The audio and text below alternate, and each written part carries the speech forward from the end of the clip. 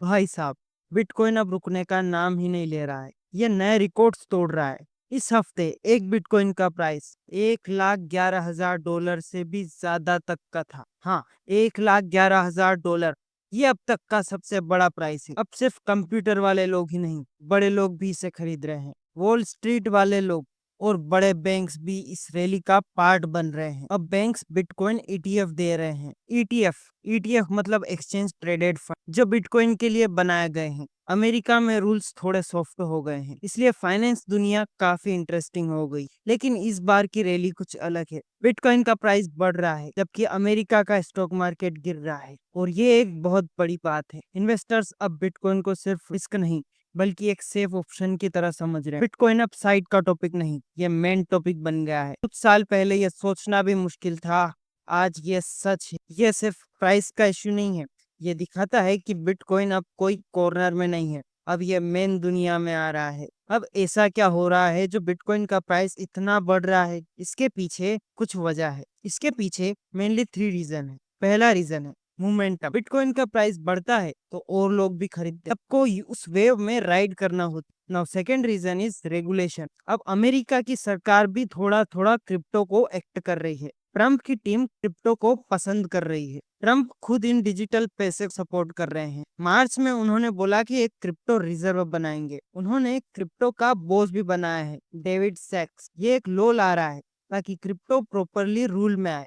जब government involve होती है तो स्टेबिलिटी आती है, स्टेबिलिटी होती है तो बड़े प्लेयर्स आते हैं। नाउ थर्ड रीजन है कि वॉल स्ट्रीट से डिमांड आ रही है। बड़े बड़े इन्वेस्टर, बैंक्स, फंड्स सब बिटकॉइन खरीद रहे हैं। अब उनके पास एक इजी तरीका है बिटकॉइन में पैसे लगाने का, बिटकॉइन ईटीएफ। तो बिटकॉइन ईटीएफ क्या होता है? ये एक फंड होता है जो बिटकॉइन रखता है और लोग उसमें शेयर्स ले सकते, जैसे स्टॉक में लेते हैं, बिना डायरेक्ट बिटकॉइन खरीदे। ये काफी आसान और सेफ है और एक्सपर्ट के थ्रू मैनेज होता है। लोग इन ईटीएफ में बहुत पैसा डाल रहे हैं। रिपोर्ट के हिसाब से इसमें $40 बिलियन का पैसा आ चुका है। पैसा कहाँ से आ रहा है? छोटे लोगों से लेके बड़े इन्वेस्टर तक सब इसमें पैसा लगा रहे हैं। ब्लैक रॉक नाम की एक बड़ी कंपनी भी अपना बिटकॉइन ईटीएफ लेके आई है। अभी हाल ही में उनका ईटीएफ रैंक 47 से जंप करके 5th नंबर पर आ गया है। ये फंड अब 5वां सबसे बड़ा फंड बन गया है। पिछले महीने इन्वेस्टर ने इसमें $6.5 बिलियन डाले। $6.5 बिलियन। छोटे से लेके बड़े इन्वेस्टर सबको बिटकॉइन पर भरोसा है। बड़ी बैंक्स भी इसमें शामिल हो रही है, जैसे जेपी मॉर्गन।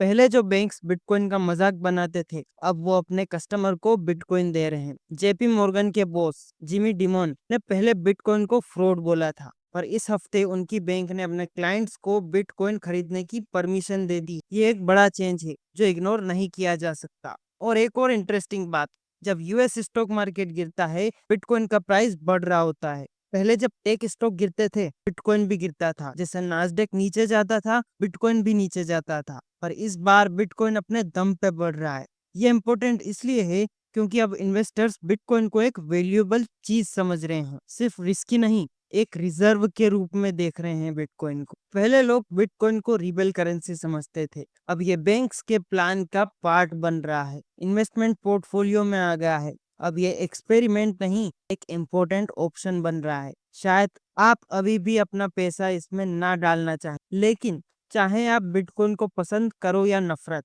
ये क्लियरली दिखा रहा है कि बिटकॉइन अब मेन दुनिया का पार्ट बन रहा है।